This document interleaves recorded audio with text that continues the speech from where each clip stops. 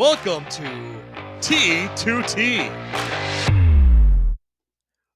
with Tom Pfeiffer and Ty Martin. So the Masters. The Masters was awesome. I thought Rory did an awesome job. He almost choked at the end, like always. He tried to give it away. I know. His putter was kind of cold, I think, at the last the round that he was playing. He missed a lot of kind of makeable putts, so to speak.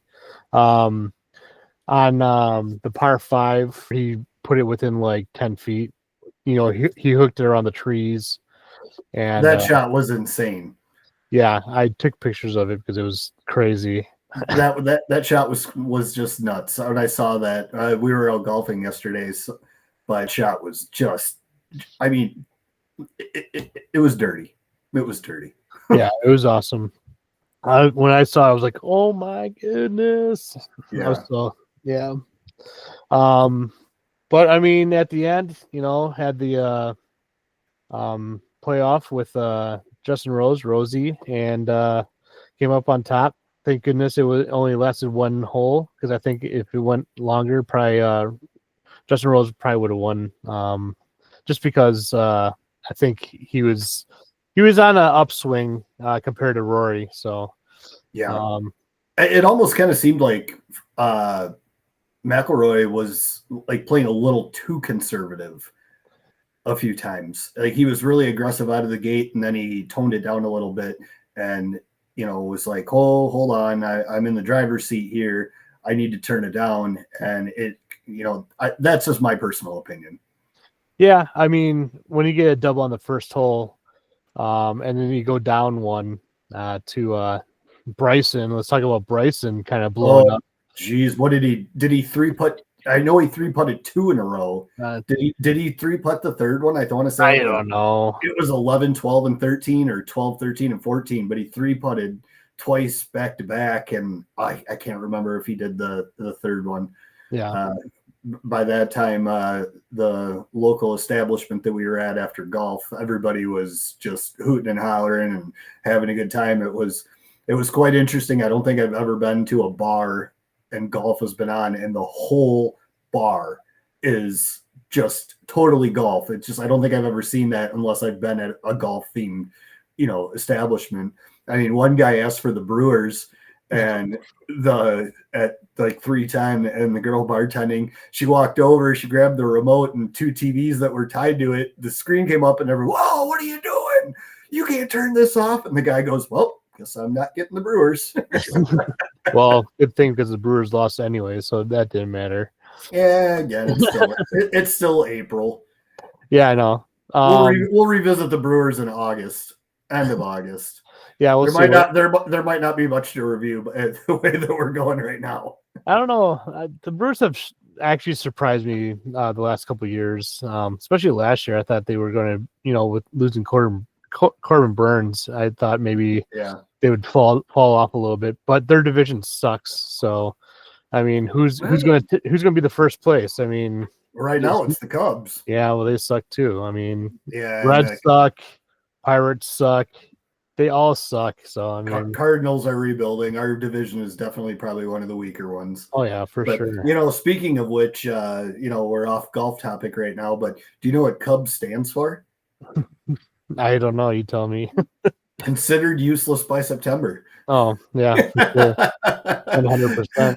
This year, though, it might not be true. They're playing some good ball right now. And they are. They've got a good roster. Yeah, it's not bad. I hate giving credit to the Cubs, but, you know, at least we're not giving credit to the White Sox. Oh, so you're the other way. See, I thought you were going to say like the Cardinals or something, because it goes Cardinals and then Cubs for me. Okay. Hatred. Yeah. So, how many years did David Freese and Paul Goldschmidt just completely kill us in, you know, that time that they need to hit? It's just like, oh man. So, all right. So yeah, back to golf. Got a little off topic there. Yeah, but I mean, I think the Masters shaped up to be a really good Sunday. You had Rory, you had Justin, you had Sky Scheffler, you had Bryson, you had Ludwig, you had all these guys in the mix, and that's why I think it was on at the bars, is because everyone was like, okay, who's going to win? Because it could have been anyone. It was. So, and it was going back and forth for a while. There was a lot of movement. I mean, in the last one, like you texted me on Saturday, Zach Johnson had a good day, and it was a very, very interesting tournament to watch. You've seen so many of them where guy gets out in the lead and he just runs away with it, and it's like, this is boring. Yeah, there's nothing there. I mean, look at Tommy Fleetwood. Man, did he really struggle there towards the end? That was not fun to watch. I've always been a fan of him, but it was a really, really fun weekend of golf. Well, a tournament in general. Yeah, I think this was a really fun one to watch. And like you said, the movement, for the top 5 spots was going back and forth, and you didn't know if you were making a birdie or a bogey or you're making par. It's just like, what are they going to do? Are they going to make a bogey or par or birdie on this hole? And you had no idea. I mean, if you look at Justin Rose's scorecard, I mean, it was insane, especially his back 9. It was like birdie, bogey, bogey, birdie, birdie, birdie, bogey, birdie, bogey. It was like, does this guy make a par at all? It's like, you can just walk away with even, right? Exactly. On a hole. Yeah, and like Rory too with the 2 doubles, and like he had so many opportunities. I thought for sure he was going to make that eagle, especially after that phenomenal shot, but he missed it. And then coming down the stretch too, missing that par putt at the end too. Like I said, I really think it comes back to he went into a very conservative mode. I mean, I think Bryson went into aggressive mode when he did those back-to-back 3 putts. And, I mean, he left one putt, I think 4.5, 5 feet long. And it's like, those are tough putts. I mean, I couldn't even give you a ratio of how many of those that I would miss. And we're playing municipal courses, and this is the Masters. So, it's not an easy, it's not an easy green. No, and you're putting on glass. So, I mean, pretty much one little misstep and your ball is going like, 3 to 4 feet past, like you said. And so you have to be like almost precise, because it's either going to break a whole lot or not a whole lot. So because of the speeds, so you have to anticipate that. And that's why I always say the best putters usually win the Masters.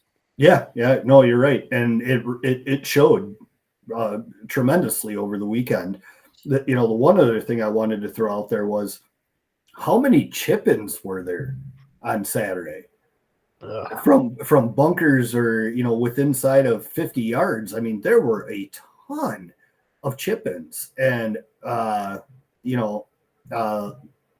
it Langard that hit one in from like 150 on Thursday?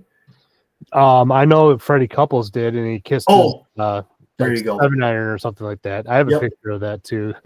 Yep, it was Freddie Couples. I knew it was one of the older guys that I just couldn't remember my mistake on that one. Yeah, I want to say it was like 185 or something like that. It was pretty far away. Yeah, it was. That was cool. It was nice to see Freddie Couples out there, and playing golf with the young boys, and still sticking the screws to him a little bit, but I think he's probably pretty happy riding off to the sunset.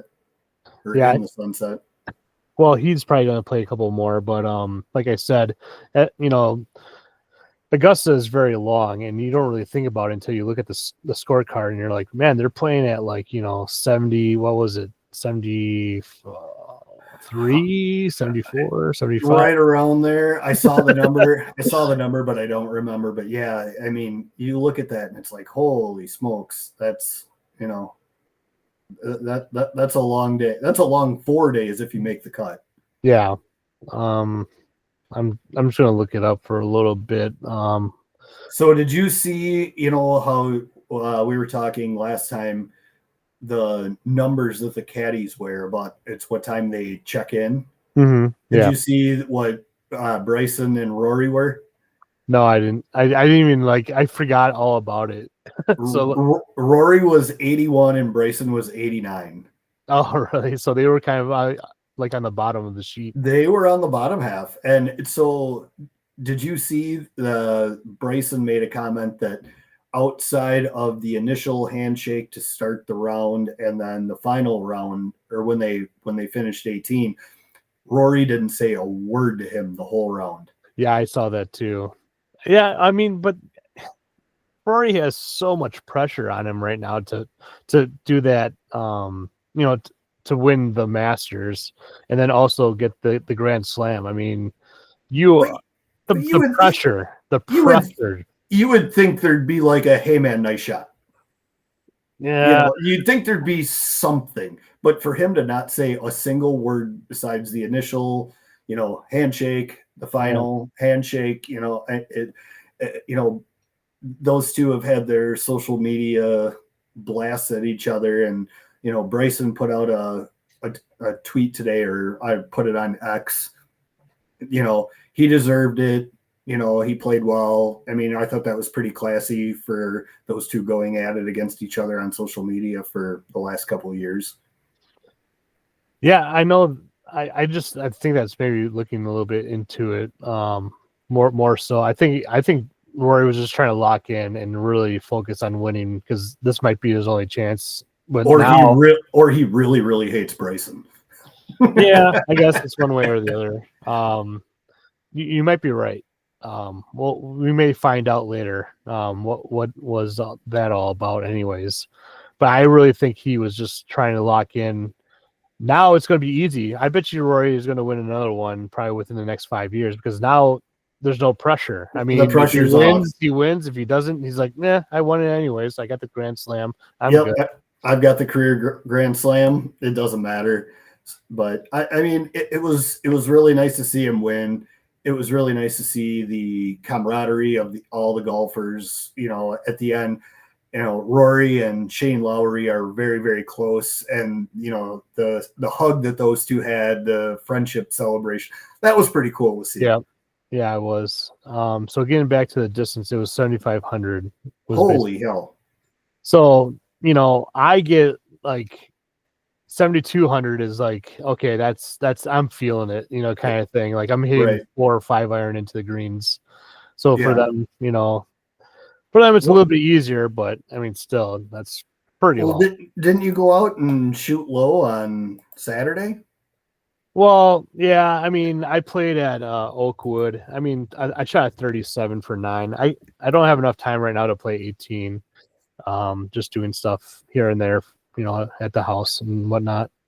But I think I forget what the distance was. I played the blues. So they only have the whites out right now. So I just played back about 10 yards from the whites. So yeah, we went down to Coachman's yesterday, and I completely spaced as we were talking about yardages and what you should play and what you can shoot and so forth.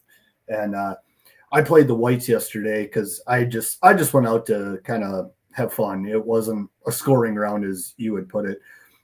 And Lindsay and I got to, I think, the 16th hole, and I was like, damn, I was going to play the reds just to see how I'd score because, and I forgot all about it. But I played the whites, which on that course, there's only a few holes that it really changes. And especially in the spring, there's a couple holes. They've got one that's really ground under repair, and the blue, white, and red are all at the same location. And, it is what it is. But shot a 79 yesterday. Had a couple really bad holes, and unfortunately they were on longer ones. I topped my drive, topped my second shot, hit a tree. I mean, it felt pretty good. It was just nice to get out. It was windier than hell. But I mean, on that hole where all the tees are in the same spot, I was about a foot away from driving the green, and I did walk away with birdie, chipped it up, made the putt. I walked away with birdie. But no, I mean, it was for, being April 13th, the course was in pretty nice shape. Again, they've done a lot of work down there.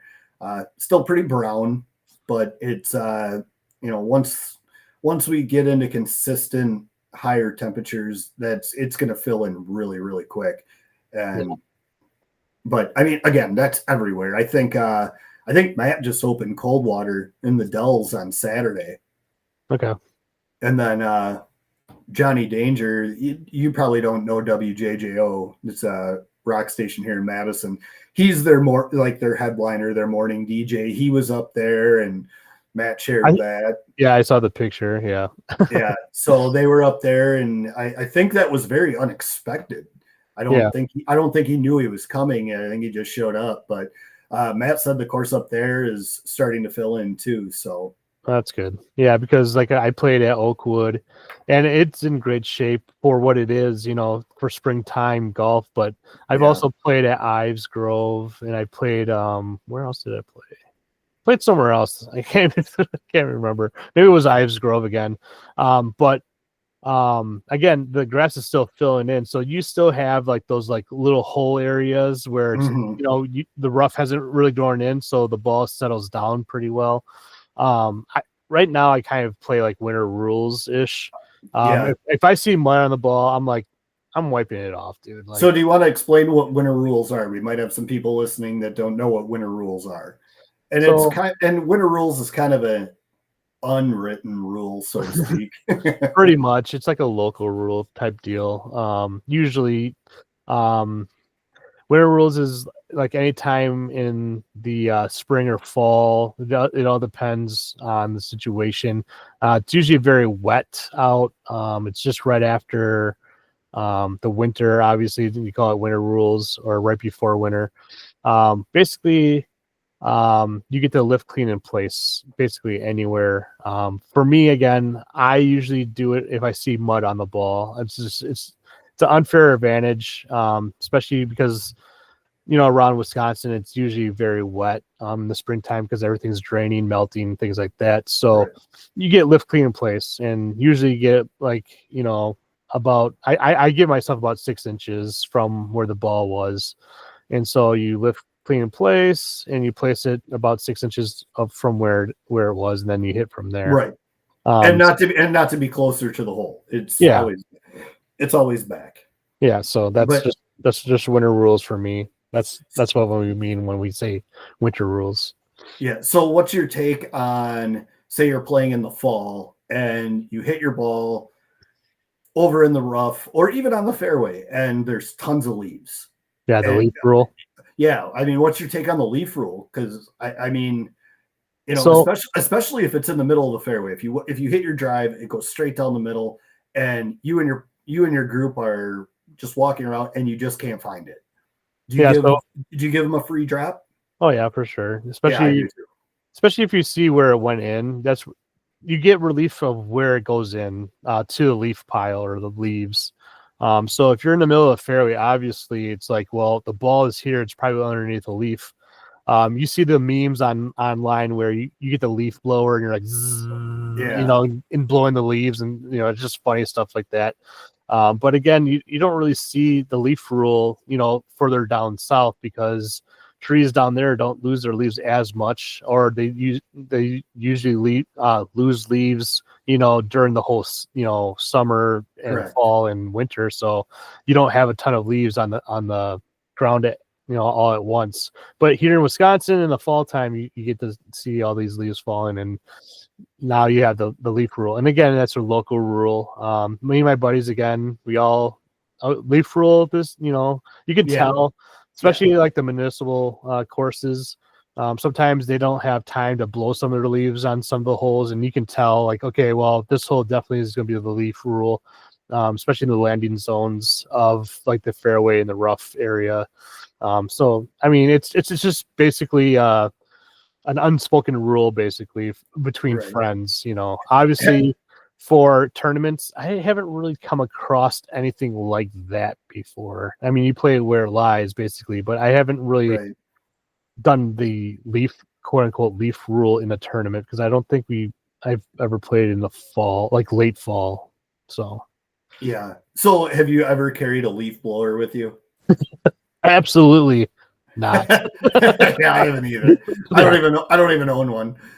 The thing is, it like again, it's like whatever, you just play where, you think it went in, and it's not that big of a deal. I usually hit in the middle of the fairway anyways, so I'm not really contending with the leaves and trying to find my ball. So I will say, over the last couple of years, the courses in the Madison area or Dane County area, they've actually done a really good job at getting out there and blowing leaves more often than I've seen in the past. Which I remember a couple of years ago, I was out and I could hear this buzzing off in the distance, and I was like, "What the hell?" And pulled up to the next hole, and they had a guy out there that was blowing leaves off the green. He was blowing leaves out of the rough, out of the fairway, and I was kind of surprised that I've noticed a lot more courses in the Dane County area have started doing that more. yeah, I've noticed that too as well. I think a lot of people have been complaining about it and posting it online. Oh, gotta get the leaf rule out again, or gotta get the leaf blower out. I had to pack it in my bag. These stupid leaves are all over the place. It's like, well, yeah. Do you want scenery, or do you want just a flat piece of land? I don't know. The game of golf has grown so much in the last 5 years, and with tee sheets booking up more, they're going to spend a little bit more money to maintain the course and, give that golfer, a better experience. I mean, I think 10, 12 years ago, never, ever would you see somebody out there with a leaf blower unless you were on one of the nicer, maybe a members only course or just, a nicer course. Yeah. I haven't really thought about that, but yeah, I believe you're correct. Blowing leaves are more, they're more commonplace now. And I think you're right because of the money. They're competing with other courses as well. So they want to give that one like bump up, oh yeah, I played at, such and such course. They didn't have any problem with the leaves this time, oh, I went over this course and there were leaves all over and I lost, my Pro V1 and cost me more money to play it than to pay the greens fee, or something like that, So. I lost a dozen Pro V1s because of the leaves. I mean, yeah. I paid $75 for the round, and then I lost $55 in golf balls because of the leaves. Yeah, not saying that they could be a bad golfer because I mean, well, there's no. I mean, there's so many people that play a Pro V1 that in reality have no belonging, but whatever. I mean. No, I've hit in the middle of the fairway and I've lost my ball before. Like my buddies and I were like, it was like we literally saw it and we were like, where is it? And it was either maybe underneath a leaf or plugged, So when soft conditions, we run into that quite a bit. So Wisconsin definitely has an interesting golf season. You get out, February, March. The course is open for a couple of days here and there, and everybody's chomping at the bit to get out and play. And it's like I think I've played twice this year so far. Yeah, I've played 4 times now, I think. But I haven't really practiced, which I normally am a huge proponent on practice, especially chip and putting. It's very easy. It's free. All you have to do is just go to a course and chip and putt around their practice greens. It's a really good way to shave a lot of strokes off your game too, because if you notice the Masters, a lot of those players were, missing the greens or spitting off the greens, and then you have to chip it close to make a par. So if you can chip it close and make that putt, I mean, you just shaved, at least 1 to 2 strokes from your, from that hole. And if you do it multiple times during a round, you may have shaved, 4 or 5 strokes, and then if you can consistently do that, now you're talking, going low, so, and that's why I'm always trying to go on the course and just practicing. And I love practicing chipping and putting. I don't know about you, but I think, it's fun to do. Like maybe I'll bring one ball out, chip it, and then kind of make like a par 3 course, on the practice green. So I would chip it to a hole, putt it up. I just made birdie. Okay, then go to the next one and try and chip it to the other hole and up. I two putted, that's a par, so stuff like that. You can make little games while you're practicing. It doesn't feel like you're practicing. So yeah, I 100% honest. I do not practice as much as I wish I would, but I've kind of gotten to the point where, with Lindsay wanting to play so much, we do get out and we play quite a bit. And, it's just, I don't play tournaments like I used to. It's just more for fun. And it's, I remember years ago, I had all the time in the world, and then COVID hit, and it was like, well, what are you going to do? So it was like every day you get done with work, go hit some balls and this and that, and start, playing more competitive. And now it's just, I'd rather just kind of go out and have fun and just try to hit a number, whether it's my green and regs or my fairways or the overall score, just kind of, I didn't even put my score in WSGA for this one. To be honest, the score that I put in, was it Saturday? I think it was Saturday. Saturday is when you was that Tyler and I you texted? Yeah. Okay. No, my other buddy Brian. Oh, okay.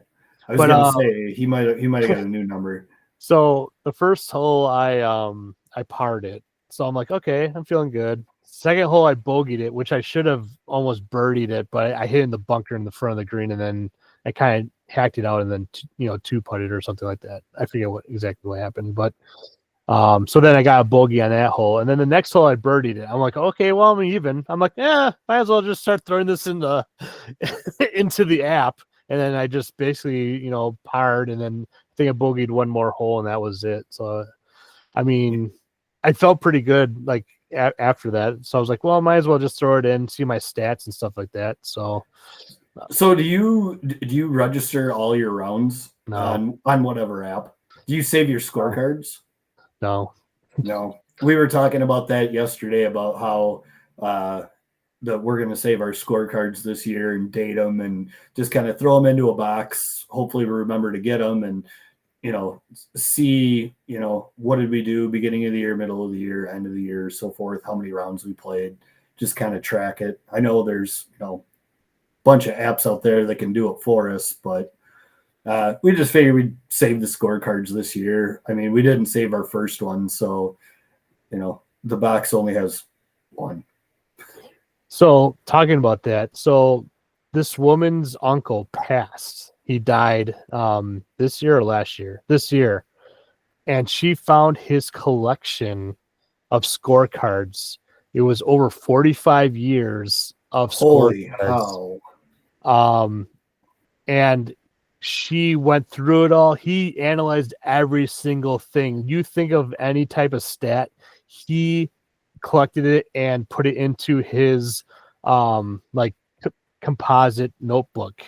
And so it's ridiculous. Like par 3 percentage hit, greens hit. He had all that stuff like throughout the years, and it's just like a ton of scorecards, like thousands and thousands of scorecards. And I believe he was kind of like, by himself the whole time. So, I mean, I'm looking at it right now and she has totes and totes and like binders of all these scorecards and stats that he kept for 45 plus years. Wow. That's crazy. Here it is. 3,264 rounds of golf. He averaged it at an 83. So there you go. So I mean, I've got a couple of scorecards that I've saved over the years just because they were my, my lower record round. I mean, last year I saved my card from when I shot even par, and I had a couple since then. But I mean, honestly, I don't even know where the hell it is. It's probably on a tote somewhere that I just have it. I mean, I might have actually thrown it away. I don't even know. So here's a funny story. So about 2 years, now it's 3 years ago. So my lowest round ever was at Evergreen. I shot 69. I had seven birdies, and the funny thing is that was during our league tournament. So I won the tournament, but I almost lost to a guy that had a higher handicap just because he shot so well. But it was so close. I was like, if I lose, if I lose, shooting the best round in my life so far, that would suck, right? That would be a tough pill to swallow. Yeah, because I mean, I think it was either like my handicap was like either a 3 or a 4 in league. So I think I shot like a 64, quote unquote, or 60, 65 or whatever it is. Yeah. And the guy that had I think his handicap was like an 18. Oh geez. And he shot like a 66 or something. And I'm like, holy cow. I'm like, I won by 2 strokes. But anyways, funny thing is my buddy comes in strutting like, I shot par. And I'm like, well, that's good. I shot 3 under. And he just went, boo. And he had a similar handicap to me too. And so it was just kind of funny. He was just like strutting in like, oh, you were like the 3rd worst score out of all of us. And it was just kind of funny. He's like, no, that's good. But I saved that card. I had my buddy sign it. And like you said, it's probably in a tote somewhere. I don't know. Yeah. But in league, I usually break par at least once or twice a year. And so I shoot like a 35 or 34 in league, usually for that. And I usually get about like 5 eagles throughout the year, throughout, the courses I play. So like keeping balls for that. I know my dad keeps all his eagles, and I'm like, if I did that, I would have like a tote full of balls. And I'm just like, yeah. The hole in one and the albatross, I will definitely keep the ball for sure. Yeah. So when I shot my even par last year for the first time on 18, my grandpa introduced me to golf when I was very, very young, and I saved the ball because I played the whole round with 1 ball, and I gave it to him. I don't know if it meant anything to him. He probably, I don't even know if he still has it, but I gave him the ball, and I shot that round shortly before my grandma passed away, and I gave it to him at the celebration of life for my grandma. But I wanted to keep it, but it meant almost more to me to give to him because he introduced me to this game. And again, what it meant to him, I don't know. I mean, if he still has it, he still has it. If he got rid of it, he got rid of it. But just for me to give it to him, it meant a lot more to me. Yeah, I mean that's amazing. That probably would, if I was in your shoes too, that would probably mean more to me, saying thank you for doing this, and I shot the best round. If it wasn't for him, I would have never well, I mean, I can't say never, but I might not have ever gotten into the game as much as I am and learned as much as I have, and just to enjoy this stupid ass game. That the most enjoyable way to get pissed off on the weekend. Yeah, there's actually a stat, and I forgot what it was. I want to say it's like 90% or 80% of all golfers golf because someone in their family golfs. I'd say that's probably pretty accurate. Like about 10% golf just because they just golfed. I wouldn't even say family. I'd just say people in general, because I mean, like I have a buddy, one of my childhood best friends. We've been friends since 3rd grade. He just picked up golf. I mean, he has always kind of wanted to play, but he never really did. And he just picked up the game like a year ago. And his wife messaged me and said, "Hey, I want to get Josh a set of clubs. He's some of his coworkers are playing, and he wants to join in." And I was like, "All right, what are you looking to spend?" And I got him basically like a full set, with a bag ready to go. I think it was a Tommy Armour, but I mean, decent set of clubs. The price was right. And he's playing a lot more now. And, he really enjoys the game. Sometimes he'll text me and just ask me different questions and whatnot. But I would say that's a really accurate stat, even outside of family. I would say even your friends or your significant others. My brother in Indiana, asked him, for feedback. And he said, one of the things was, do your wives play, girlfriends, how do you get people, that you're involved in a relationship with, how do you get them into the game? Does your wife play at all? Yeah. So my wife, Amber, she does play. Although that golf isn't her passion or love. She does play once in a while. She also plays in league with us on Thursdays, but she's one of those is like, well, if you don't need me, I'll stay home, kind of thing. But she'll play like once or twice a month in league, but that's nice. about it. But her sports are softball and tennis. So like if she ever wants to play a sport, that's what we'll be playing. And now because we're getting older in life, now we're playing pickleball. Well, because because the court's smaller and you can't run as much. Exactly. Well, and then I don't want to be a Bernard Langer, tearing his Achilles doing pickleball, but fair enough. It might happen. So for me, I'm on the other side of the coin. Lindsay wants to play all the time, and for when I was married, my wife, she liked to play, but she didn't want to play very much. Kind of probably like Amber. Yeah.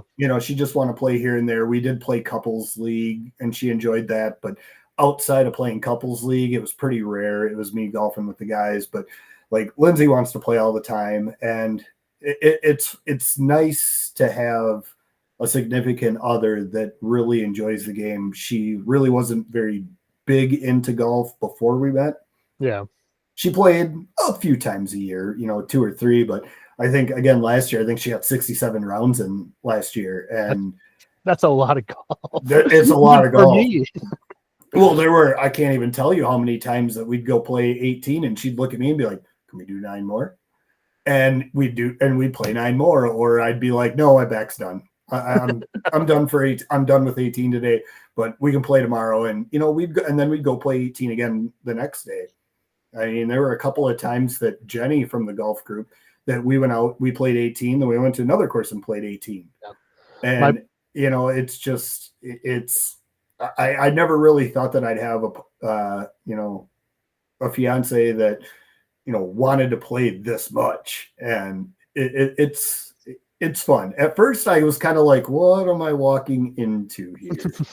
Do I really want her to golf this much? Because I can't golf with the guys as much. But we got to the point where we bring her along. And she talks just as much crap, if not more.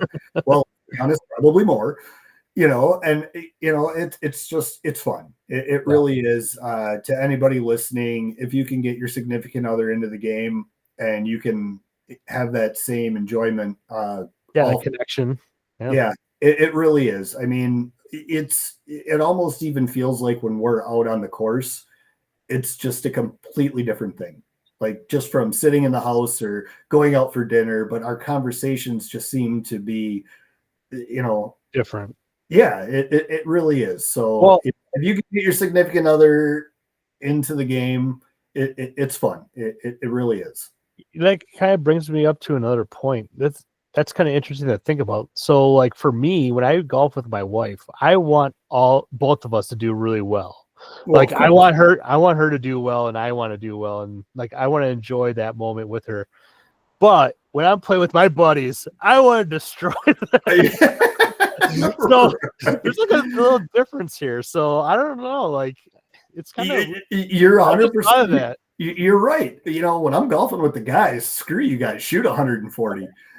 Yeah, you have to take a drop. You lost in the leaves. You have to take a drop. Yep. Oh, there's one leaf over there. You don't get leaf rule. Yeah. But yeah, yesterday it was pretty slow on the course, and when we got to the back 9, there was twosome in front of us, and they weren't the fastest golfers in the world. There's a group of 4 in front of them that were pretty slow. But I looked at her, I'm like, let's just start ball hawking. And I think we found over 3 dozen balls. Yeah, it's kind of fun to take a step back and like enjoy the day as well.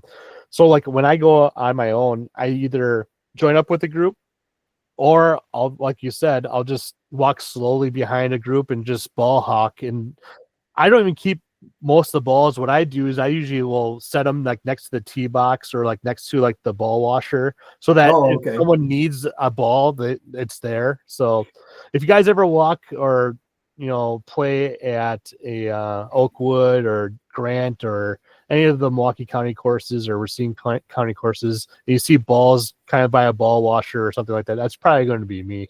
Compliments of Senior Tom. Yeah, there you go. So. We when we were done yesterday and finished up, there was a guy out on the range, and it's not too far away from the 18th hole. And I just drove over and I was like, "Here, you want some balls for?" Because they just use whatever they find out on the course. And he's like, "Yeah, sure, I'll take them." And I think he was really expecting like maybe 6 or 7, and I'm just. Here's a full box. Here's a full bag of balls. Pretty much.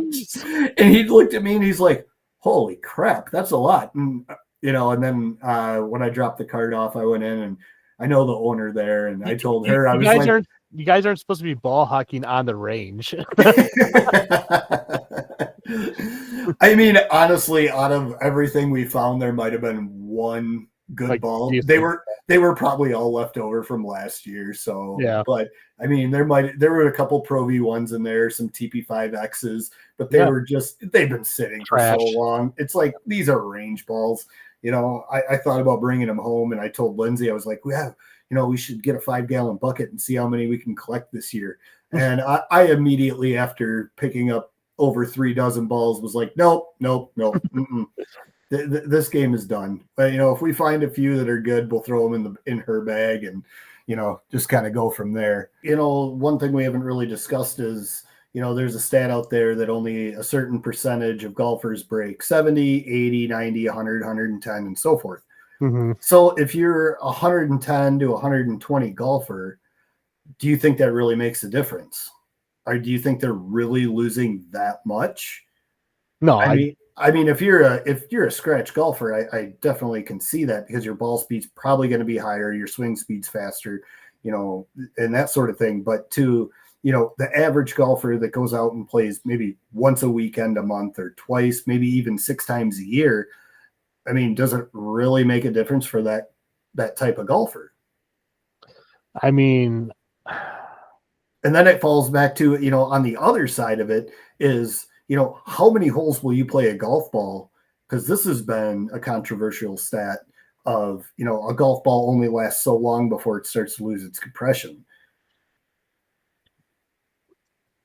I think for the high handicap individual, golf balls probably don't mean as much because of their swing speed, the amount of spin on the ball as well. So it doesn't mean as much as for somebody that's a 7 or a 12 versus a 22 or a 26. I think it's negligible as far as performance for when you talk about those 2 handicaps. If you were either one, I bet you the ball, you could probably play a mid-range ball and probably shoot the same as a high-end ball, because like I said, the compression, you compressing the ball with your swing speed, and plus the spin that you create with the ball is probably not that much compared to a lower handicap player. The swing speed is, I mean, you might have a huge swing speed, but you're not hitting the center of the face, things like that. And that's why you have a higher handicap. Well, I mean, if you go and you buy a dozen reload balls, at Target or Walmart or Dick's or whatever golf store you go to, I mean, you can normally pick up a dozen Pro V1s or Callaway Chrome Soft or, TP5s for what, $12, $13 a dozen, where a mid-range ball is probably going to cost you what, 18 to 25. But if you're going out and you're losing 8, 9, 10 balls per round, I could see where I'd be like, hey, I'm just going to go play a reload ball. And, I don't think it's going to affect their score or their performance as much as somebody that's a lower handicap. My personal opinion. Yeah. As far as that, I've seen people buying reload balls and they thought it was a Pro V1, and then they and they find out it's like a tailor-made. You turn like, it over a little bit, and it's a pro staff.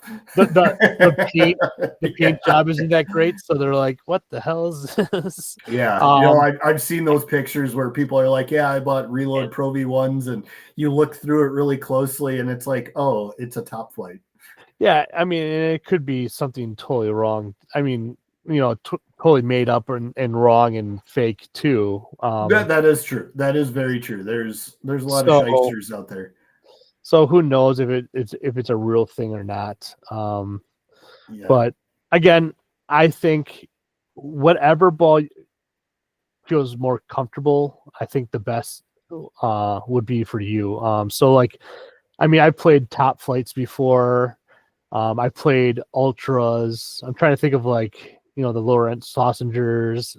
Hey, when it's cold out, I actually like Top Flights. Yeah. So, I mean, for me, they're clinky. I don't like the clinky and rock feel to it. I like a softer ball. So like Chrome Softs might, be something that you would want to play. When you hit the ball, it's whatever you think, gives you the most confidence. Now you can also go to a pro and get a ball fitting. I know the Madison Golf Show had a ball fitting with Bridgestone last 2 years ago, wherever it was. Yep. I don't know if Milwaukee Golf Show had it this year. I don't think they did. If they did, it was across the street at the Bays, and I didn't really explore that much. There wasn't really anything that I wanted to hit, as I already hit the new stuff locally. But no, I mean, when it gets into November, December golf, I mean, I'll go to Dick's and I'll buy a 24 pack of Top Flights and I'll play those. If I lose it in the leaves, I don't care. And it's just, it's colder and I don't want to go and lose, a Pro V1 or an AVX or a Chrome Soft or a TP5, whatever it may be, the higher end ball, whether it's a Strixon or whatever manufacturer. So I'll just go buy a 24 pack and be like, all right, well, this will get me through winter golf. And then in the spring, I'll play the same thing. Yeah.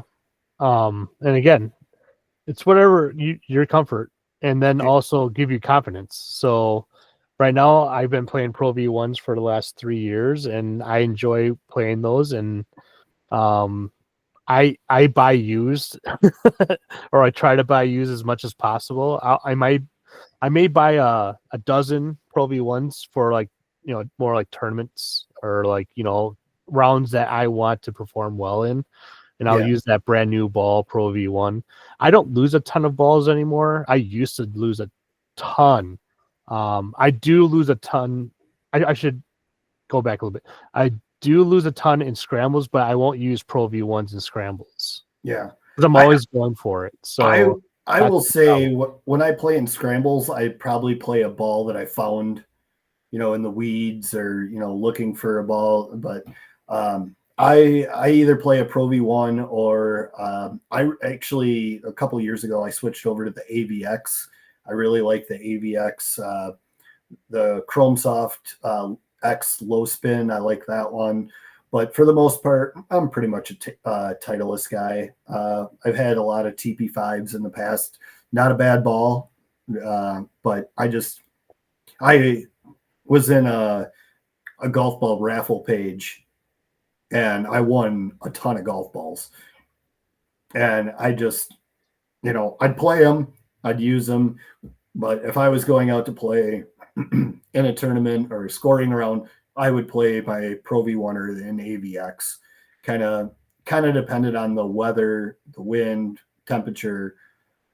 There's just a little bit of difference, and that's just maybe it is me, but that's just kind of what I prefer. So I think at one point I had like 47 dozen golf balls on the shelf. I went on a streak on that page and just won a whole bunch of stuff, and I got a box of 100 AVXs that were 5A quality. And so I played AVXs for quite some time. Yeah, I don't mind the AVXs actually. I like them. I really do. I'll play them if I find them or if you give me some. I remember like last year, 2 years ago, you gave me a couple because you had so many. You're like, what do I do with them? I'm like, I'll take some. Yeah, I had a bunch. That was a big. I remember when it got delivered and I got home from work and I went to pick up the box. I was like, that UPS guy hated me on that one. Right. But that was a heavy beast there. But it's all preference too. Just because somebody plays a 2-piece or a 3-piece, some people are going to like the different feel of the ball, and just go with what works for you. I mean, you don't have to play Pro V1s, you don't have to play the Chrome Softs, you don't have to play the TP5, you don't have to play a tour ball. Yeah, and then that goes back to what I was saying before. What kind of round do you want? Do you want to just have fun with the buddies, or do you want to start scoring well? If you want to start, a serious golf game, I would highly suggest you investing in golf balls, a fitting for everything, clubs, putter, driver, whatever, fit, everything, get lessons, get all this stuff. If you're really serious about golf, I've been doing it in stages. I've been slowly getting lessons, adding a new club here, adding a new club there. Now I'm playing with Pro V1s, so I'm slowly, you're evolving towards that. Yeah, I'm evolving into, I'm able to afford these things too, more so as well. Like, 10 years ago, I'd been like, Pro V1s, hell no, that's like, $50 a dozen, I couldn't afford that. I can't lose, a $5 ball every time, and I was losing balls all the time when I was playing golf as well. My dispersion, was all over the place. And so I started playing, kind of like the mid tier, like the True Feel and all that stuff. And so like the Diablos, Callaway Diablos and I think the Diablos are probably on the lower spectrum. I remember when I worked at Dick's, they had like a 4 dozen pack for like $40. Well, and it was like Black Friday would come around and you just see people walking over, just scooping it up. And, it's like, hey, good for you. Whatever, I'm not going to judge you on what ball you play. Well, yeah, 10 years ago, I was able to buy the balls in the box instead of in the bag. What, the grenade bag? Yeah, the one with the 40 balls for $10 or whatever. Yeah. So do you want to wrap it up with the Masters and our picks? Yeah. Brooksy, what happened to Brooksy, buddy? He didn't make the cut. And mine barely made the cut. He did not make the cut, but it on the plus side of it, a LIV golfer didn't win. Yeah, and I really, really thought a LIV golfer was going to win this. I don't know. Those LIV golfers were really struggling. I mean, you could tell they don't play enough golf. I don't think. I would agree. Except Bryson. I mean, he hits almost 300 balls in practice. Yeah, that's insane. But other than that, I mean, look at Phil. I mean, did you even see him on the course? Like a couple of times. Up until Sunday, they did not show hardly any of the LIV golfers. I noticed that too. There was when I was looking on Twitter yesterday, there was a lot of people talking about how there just hasn't been any coverage of the LIV golfers, and it had mixed opinions and so forth, but is what it is and so forth. Yeah. I think it was a little of the PGA doing, and also they weren't performing as well as they were in years past because they were only a year or two from the PGA Tour itself, so they were used to playing in those conditions. Now they're playing at these different courses that are probably a little bit slower in step meter, which is the speed of the greens, and not as manicured as the Masters. Above all, I think is the most manicured course. I might be wrong, but I mean, at the same point though, Bryson had a hell of a round on Friday, and there was one guy online that said that he thought he saw him only twice, and he had a hell of a round. That was That you're right. I did watch a lot of Fridays, and they didn't show correct. anything of Bryson hardly. I I mean, think I they didn't. showed like 3 shots, like like iron shots, and that was it. I think. Yeah. To be honest. So I mean, obviously PGA is biased, which whatever. Yeah, But, unless they're paired up with someone, like a Jordan Spieth or Justin Thomas. And I don't know if Bryson was paired up with one of those guys. Maybe he was, and he was like a shadow, I guess, and you didn't really see him that much. yeah. So. No, it definitely it was interesting after I was reading a bunch of the comments and a few articles about how little they did show the LIV golfers. And, obviously that was PGA's jab at them for leaving and going to LIV. Oh, it's the RBC Heritage next week. Oh, that's a good one, actually. Yeah. There should be some big names in that. Yeah. Yeah. There's quite a bit. If you were Rory, would you play in that? I think I would take the week, man. I think I'd play. All the big names are in it. Yeah, Heritage is actually a really good one. Harbor Town's a fun one to watch. Now, just looking on this, what's showing the field, it's not showing Rory. Yeah, I wouldn't. I just won the Masters. I am definitely taking the week off. Dude, he won like $4.5 million. Yeah. It was a lot more than I thought it was going to be. I thought it was below 4, and I was totally wrong. Yeah, it's showing right now, and I mean it's only Monday, but it's not showing him right now. But yes, it's I don't think it's Harbor Town and Hilton Head this weekend. Yeah. So who are you going to take? I have no idea who's playing. Scheffler. If Scheffler is playing, I'm always going to take Scheffler no matter what. The only reason why I didn't take Scheffler for the Masters is because everyone's taking Scheffler. Or everyone was going to take McIlroy. So I figured I'll do a kind of like a dark horse, Justin Thomas, even though he was favored to be like 6th, he was 6th favorite or whatever. I thought he was going to do a lot better, and obviously he did not. He made the cut though. It's showing Scheffler is playing as of right now. I have a feeling that he wants some revenge for his poor play this weekend, so I bet you he's going to win it. Okay. Scheffler. I'm going to go Morikawa. Morikawa, he's been playing pretty decent, so that's a good pick. Yeah, I'm going to take Morikawa. Have a good one, everybody. Thanks for watching.